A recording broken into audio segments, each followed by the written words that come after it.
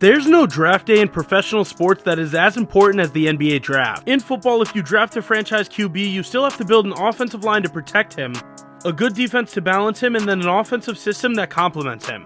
And then in the MLB, if you draft one of the best players in the history of baseball, you could still end up being on a crappy team. But in the NBA, one player can change your entire franchise and can propel you to the top of the league for a decade or more. Going back all the way to 1969, we're going to look at some of the best draft classes in NBA history. And we're going to see who came out with the best player. Some of these draft classes are stacked, so make sure you watch till the end because you're probably going to have some opinions coming out of this. Back in the day, the NBA draft went 20 rounds deep.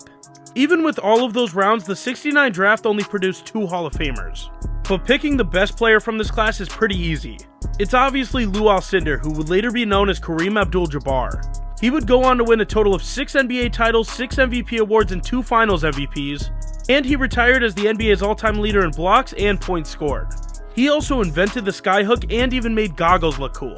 Let's move on to our first really stacked draft class. The 1970 draft produced 6 Hall of Famers, 12 future All-Stars, and 2 players that were named to the NBA's 50 greatest players. But the best player of this class has to be Pistol Pete Maravich. Years before the internet even existed, Maravich was basketball's first viral star. His legend was passed around through unbelievable stories and myths, and people who watched him play still talk about him like that. Drafted number 3 by the Atlanta Hawks, Pistol Pete came in as college basketball's all-time leading scorer, averaging 44.2 points per game without a three-point line at LSU. While injuries hampered his NBA career, he was a 5-time All-Star and the 76-77 scoring champion. He also iconically wore his nickname across the back of his jersey. This next one's a bit of a lackluster draft, and that's 1971. It only produced 2 Hall of Famers, the 30th pick Spencer Haywood, and the 117th pick Artis Gilmore. We're giving the nod here to Haywood. Though the 30th pick never played for the Buffalo Braves, he would end his career with an ABA MVP, and he won a championship in 1980 with the Lakers. Out of the 3 Hall of Famers in the 1972 draft class, the best of this draft comes down to just 2. Bob McAdoo and Dr. J. Julius Erving. McAdoo went second and won the Rookie of the Year, but this one goes to Dr. J. 1973 really only has one contender, and that's George McGinnis, drafted 22nd by the 76ers. He was a 3-time All-Star, 2-time All-NBA pick, and he won the 1975 ABA MVP. The 1974 draft gave us the player with the coldest nickname of all time, the Iceman George Gervin. But again, there's only one pick here, and it's the number 1 overall pick, Bill Walton. He was the best player in the world during the Blazers' 76-77 championship season, and then he won the MVP the next year, but injuries hampered the rest of his career. Throughout the 10 rounds of the 1975 draft, there was only one Hall of Famer in the draft class, and it was David Thompson, the first overall pick by the Hawks, and even though he never suited up for Atlanta, he was a 4-time All-Star, 2-time All-NBA selection, and won the 1979 All-Star Game MVP. This next one isn't the greatest draft ever, but 76 did give us 4 Hall of Famers: Adrian Dantley, Robert Parrish, Alex English, and Dennis Johnson. We have to go with Robert Parrish here though, because he's a 9-time All-Star and 4-time NBA champion. And he was a part of the Larry Bird and Kevin McHale-led Celtics of the 80s. There were 3 Hall of Famers in this 1977 draft class, but I guarantee you the average NBA fan can't name 2 of them. The best player from this class overall is Bernard King. King led the league in scoring during the 1985 season, and he also made 4 All-NBA teams and 4 All-Star teams. And then it doesn't matter who was taken in this next draft, because in 1978, the Celtics decided to take Larry Bird. When he finally got to the league, Bird would become a 3-time champion, 3-time MVP, 2-time Finals MVP, and then of course he was a 12-time All-Star and a member of the Dream Team. And keep in mind, he also saved the NBA along with our next selection in Earvin Magic Johnson. After being drafted in 1979, Magic led the Lakers to the 1980 NBA title, and that's where he won the first of his 3 Finals MVPs. He would end his career with 5 titles, 3 MVPs, 4 assist titles, 2 steals titles, and he was named both to the 50th and 75th anniversary teams of the NBA. Weirdly, in the 1980 draft class, it only produced 9 future head coaches but only 1 Hall of Famer. A member of both the 50th and 75th anniversary teams, Kevin McHale alongside Bird and Parrish, would help lead Boston to 3 titles while being named to 7 All-Star teams. He was also heralded as maybe the best bench player ever, taking home 2 NBA Sixth Man of the Year awards. And then in 1981, there was a handful of All-Stars but only 1 Hall of Famer. And the best player of the 1981 draft class is Isaiah Thomas. Zeke, another player in consideration for best point guard of all time, led the Pistons to the 1989 and 1990 NBA championships. He was a 12-time All-Star, a Finals MVP, 2-time All-Star Game MVP, and then of course he was the 1985 assist leader. The third pick in the draft would be our selection here if we're going by highlights only for 1982. Dominique Wilkins, aka the Human Highlight Film, was a 9-time All-Star and is in conversation with Vince Carter as the best dunker ever. But we're giving the nod here to number 1 pick James Worthy. Worthy came into the league as the best player on UNC's championship team, a team that also had Michael Jordan. He won 3 championships with the Lakers, including a run as Finals MVP in 1988. 1983 goes to the Blazers' Clyde Drexler. The Glide led Portland to 2 NBA Finals and later won one with the Rockets. He was a 10-time All-Star, and like a lot of guys on this list, he was a member of the 50th and 75th anniversary teams. And then the 1984 draft class is one of the best ever. Look, this class gave us Stockton, Barkley, and Olajuwon. But the answer is and always will be Michael Jeffrey Jordan. And this guy was pretty good at basketball, you should Google him. And then in another really good class, 1985 gave us Joe Dumars, Karl Malone, and Chris Mullin. The stats will probably lean Malone here, but instead we're going to go with our first hot take, Patrick Ewing. The number 1 pick never brought the Knicks a championship, but the Dream Team member made 11 All-Star teams, 7 All-NBA teams, and he was named the Rookie of the Year. The 1986 draft is kind of a bummer because the best player from this class probably would have been Len Bias. By all accounts, Bias was the closest thing to Jordan, but he unfortunately passed away of a drug overdose. And then 86 gave us other notable players like Brad Daugherty, Mark Price, the late Drazen Petrovic, and a broken down but still incredible Arvydas Sabonis. But the 86 draft belongs to Dennis Rodman. 2 titles with the Pistons, 2 titles with the Bulls, 7 rebounding titles, and a 2-time Defensive Player of the Year. He also managed to marry Madonna and himself, which is truly legendary. 87 gave us the greatest Robin of all time in Scottie Pippen, Knicks killer Reggie Miller, and the late Reggie Lewis. But we gotta stick with David Robinson. The Admiral laid the foundation for the Spurs dynasty, so we gotta give him his respect. Mitch Richmond is in the Hall of Fame, so I guess he's the pick for 1988? I don't know, this draft wasn't great. And then in 1989 we have another stinker, but we're gonna go with Tim Hardaway, even though we're gonna show you these Sean Kemp dunks. 1990 belongs to one guy, and that's the glove Gary Payton. A 9-time All-Defensive Team selection and Defensive Player of the Year in 96, Payton is often regarded as the greatest perimeter defender of all time. And he finally got his ring as a member of the 2006 Heat. Larry Johnson went 1, had cool shoes, and appeared on Family Matters in 1991.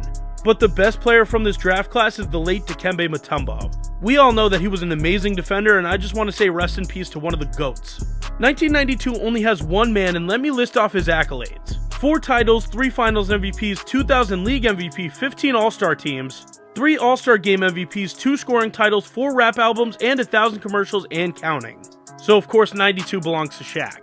If not for injuries, this next one goes to Shaq's Orlando running mate, Penny Hardaway. Even with injuries, he still has the best shoe line of this draft. But at the end of the day, 93 goes to the number 1 overall pick and Rookie of the Year, Chris Webber. The Fab Five's best player, Webber made 5 All-Star teams and 5 All-NBA teams. And he almost led the Kings to the promised land if not for some Lakers bias. Number 2 and 3 picks Jason Kidd and Grant Hill were named co-Rookies of the Year in 1994. And if not for injuries, this would be a closer race. But with 10 All-Star appearances, 5 assist titles, 4 All-Defense selections, and the 2011 title, Jason Kidd steals this one. Arguably the greatest defensive player of all time with 9 first-team All-Selections, 1 Defensive Player of the Year award, and 4 rebounding titles, 1995's best player is Kevin Garnett. The 2004 MVP would go on to lead the Celtics to the 2008 title and declare that anything is possible. 1996 brought us another one of the greatest drafts of all time. Allen Iverson, Ray Allen, and Steve Nash became 3 of the most influential players of their generations. But this belongs to 5-time champion Kobe Bryant. We miss you, Bean. Tracy McGrady and Chauncey Billups definitely warrant consideration for 1997, but this class belongs to Tim Duncan. Duncan didn't just take over the Spurs dynasty when David Robinson left, he took it to another stratosphere. One of the greatest players of his generation, Duncan won 2 MVPs, 3 Finals MVPs, and brought home 5 NBA titles. Vince Carter is probably the best dunker of all time, and Paul Pierce might be the most underrated player of all time. But Dirk Nowitzki is the best player from the 98 draft class. The 9th pick from Germany would go on to win 1 MVP, 1 Finals MVP, the 2011 NBA Championship, and he's heralded as the best shooting big man ever to play the game. The only Hall of Famer to come out in 99 is Spurs legend Manu Ginobili. 4 titles, 2 All-Star games, 2 All-NBA selections, and 6 Man of the Year award rounded out his career. And he's one of the greatest international players of all time. For this next one, I really think we should just skip the 2000 draft. But since we can't do that, I'm just gonna go with Mike Miller. Now, 2001 is between Pau Gasol and Tony Parker. 2 of the best international stars to ever play in the league, Parker's 4 titles puts him a little bit ahead of... Since they're 2 of the best international stars to ever play in the league, Parker's 4 titles puts him a little bit ahead of Pau Powell's too. Plus, Parker was named Finals MVP in 2007, even though Powell was robbed in 2010. This next one is a weak draft class, and Amari Stoudemire had his moments, but Yao Ming towers above the rest for 2002. Maybe the best draft class ever, with maybe the best player ever can describe 2003. Carmelo Anthony, Chris Bosh, and Dwayne Wade would all be the best players if they had been drafted a different year. But 2003 gave us LeBron James, so just like Michael Jordan, you should go Google him. 9th pick Andre Iguodala did win a Finals MVP with Golden State, but Dwight Howard gets 2004 by default. I mean, he did do this. Though he's still chasing that elusive championship, Chris Paul redefined the point guard position, and he currently sits at number 3 on the all-time assist list, so he's 2005's best. 2006 is not a draft to remember really, but it did give us a 2-time NBA champion and 3-time league assist leader Rajon Rondo. But before the 2007 draft, the number 1 pick came down to Greg Oden and Kevin Durant. I'm not even going to say anything else, I bet you guys know my choice. We got blessed with 2 of the most athletic point guards in 2008 with Derrick Rose and Russell Westbrook. While both of these guys have MVP awards, injuries got the best of Rose. Westbrook, however, went on to set triple-double record after triple-double record, and he routinely provided us with highlights, the likes of which we'll probably never see again. In a 2009 draft class that included Blake Griffin, James Harden, and Jrue Holiday, there's still only one pick and it's Stephen Curry. He's the greatest shooter of all time, and yeah, it's pretty self-explanatory. I guess 2010 is Paul George. And to be honest, this draft didn't hold up super well. 2011 is between Kyrie, Klay, and the man Jimmy Butler. We're giving the edge to Kyrie because he's probably your favorite player's favorite player, and he made one of the most iconic shots in finals history. Now if we look at 2012, Damian Lillard has the personal accolades and some of the most iconic moments of anyone in league history. But Anthony Davis continues to be one of the most dominant forces in the league to this day.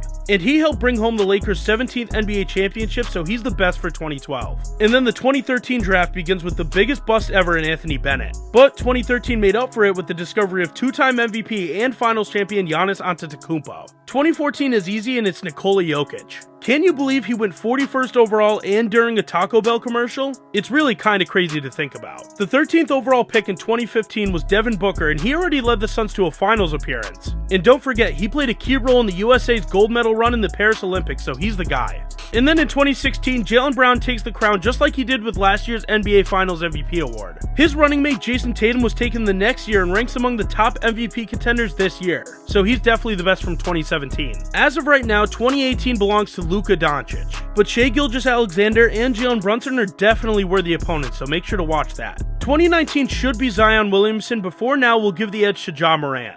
But make sure to watch out for Darius Garland though, because he's been hooping. Anthony Edwards might end up being one of the best players of all time and definitely ranks at the top of the 2020 draft class. And while Cade Cunningham is showing growth, Jalen Green is helping lead the surprising Rockets to the playoffs as of now, and Franz Wagner is doing stuff like this, the versatility and Tim Duncan-like ceiling of Evan Mobley has him at the top of the 2021 draft class so far. Let us know what you guys think about the 2021 draft in the comments below. And then there's the great battle of 2022 between Paolo Banchero and Chet Holmgren. Right now, I'm gonna go with Paolo Banchero, but if Chet can stay healthy, he definitely has a chance to pass him. And then, of course, there's only one person in 2023, and that's Victor Wembanyama. And now we're at current day because there's still a lot to find out about the 2024 draft class. Will it be Reed Shepherd, Rob Dillingham, maybe even Zach Edey? Well, right now it's Jared McCain. He was the 16th pick, and he's putting up numbers right now. And if you watch the 76ers games, he's the lone positive for that squad. So now that we're done, I want you guys to let us know what you think of the list. Which years did you have beef with, and which years did you think we nailed? Feel free to argue in the comments, and as always, click on the screen for more basketball content.